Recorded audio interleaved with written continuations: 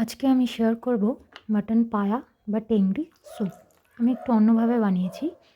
এটা গোলমরিচ ছড়িয়ে খেলে শীতকালে কিন্তু অনেক উপকারিতা আছে।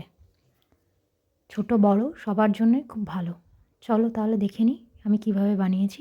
আমি এর জন্য নিয়েছি পায়া, এখানে 2টো পায়া আছে মাটনের, আর কিছু সবজি নিয়ে নিয়েছি। সবজি ন্যাচারালি যায় না, তবু আমি বড় বড় করে কিছু সবজি নিয়ে নিয়েছি কেটে।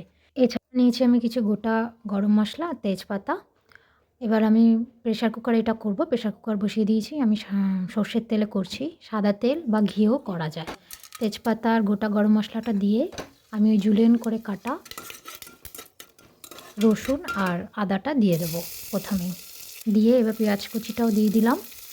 দিয়ে এবার একটু ভাজা ভাজা করে নিয়ে পায়াটা আমি দিয়ে দেবো। পায়াগুলো কিন্তু খুব ভালো করে ধুয়ে নেবে, এর মধ্যে ছোট ছোট অনেক পশম লেগে থাকে।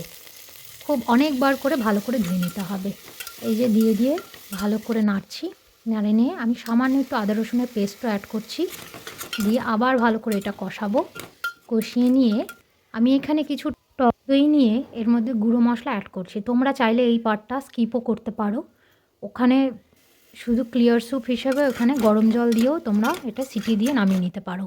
কিন্তু আমি এই মশলাটা অ্যাড করবো আর খানিকটা গরম জলও আমি বসিয়ে দিয়েছি। মশলাটা সামান্য জল দিয়ে ফেটিয়ে নিয়ে আমি এখানে দিয়ে দিলাম।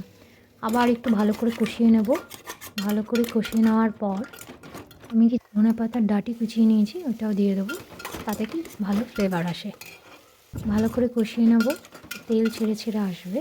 তারপর আমি গোটা সবজিগুলো দিয়ে দেবো।